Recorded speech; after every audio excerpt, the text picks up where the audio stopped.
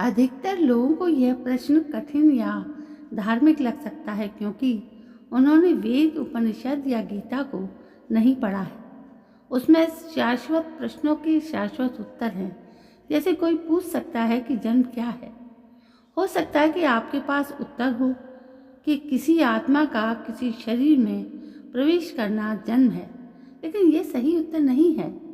आत्मा का भी सूक्ष्म शरीर होता है, इसलिए कहते हैं कि आत्मा का सूक्ष्म शरीर को लेकर स्थूल शरीर से संबंध स्थापित हो जाना ही जन्म है। अब सवाल ये उठता है, ये संबंध कैसे स्थापित होता है? दरअसल प्राणों के द्वारा ही संबंध स्थापित होता है। सूक्ष्म शरीर और स्थूल शरीर के बीच प्राण सेतु की तरह या रस्सी के बंधन की तरह है। जन्म को जाति भी कहा जाता है, जैसे उदाहरणार्थ वनस्पति जाति, पशु जाति, पक्षी जाति, मनुष्य जाति। जन्म को जाति कहते हैं। कर्मों के अनुसार जीवात्मा जिस शरीर को प्राप्त होता है वो उसकी जाति कहलाती है। शरीर को योगासनों से सेहतमंद बनाए रखा जा सकता है। जन्म के बाद मृत्यु क्या है? इसका उत्तर जन्म के उत्तर में ही छुपा हुआ है।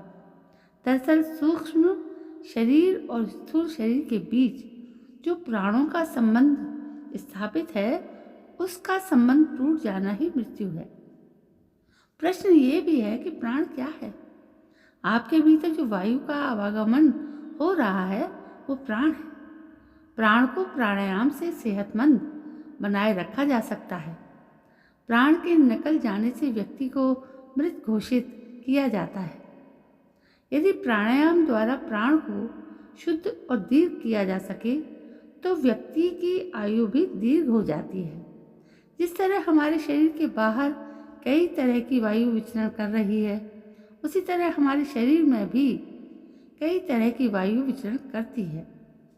वायु है तो ही प्राण है, अतः वायु को प्राण भी कहा जाता है। वैदिक ऋषि विज्ञान के अनुसार कुल 28 तरह के प्राण होते हैं। प्रत्येक लोक में 7-7 प्राण होते हैं। जिस तरह ब्राह्मण के कई लोकों की स्थिति है, जैसे स्वर्ग लोक, सूर्य आदित्य लोक, अंतरिक्ष लोक, चंद्र या वायु लोक, पृथ्वी लोक, अग्नि लोक आदि, उसी तरह शरीर में भी कई लोकों की स्थिति है। मृत्यु के बाद पुनर्जन्म क्या है?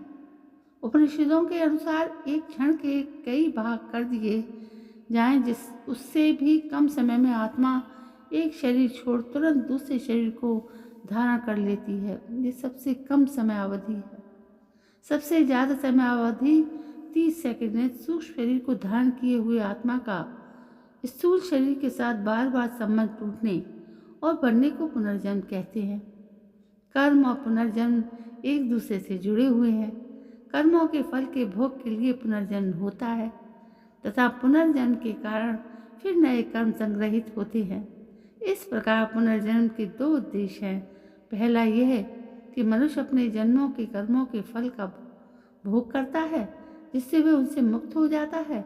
दूसरा यह कि इन भोगों से अनुभव प्राप्त करके नए जीवन में इनके सुधार का उपाय करता है, जिससे बार बार जन्म लेकर जीवात्मा विकास की ओर निरंतर बढ़ती जाती है तथा अंत में अपने संपूर्ण कर्मों द्वारा जीवन का क्षय करके मुक्त अवस्था को प्राप्त होती है, जिसे आवागमन से छुटकारा कहते हैं। तो दोस्तों, ये है जन्म, मृत्यु और पुनर्जन्म की कहानी जो आपने इस वीडियो के माध्यम से सुनी। क्या आपको ये जानकारी अच्छी लगी या पसंद आई? यदि पसंद आई है तो प्लीज़ मेरे इस चैनल को सब्सक्राइब करना ना भूलें। कल मैं फिर हाजिर होती हूँ इसी तरह की एक छोटी सी जानकारी लेकर। तब तक के लिए जय हिंद, वंदे मातरम।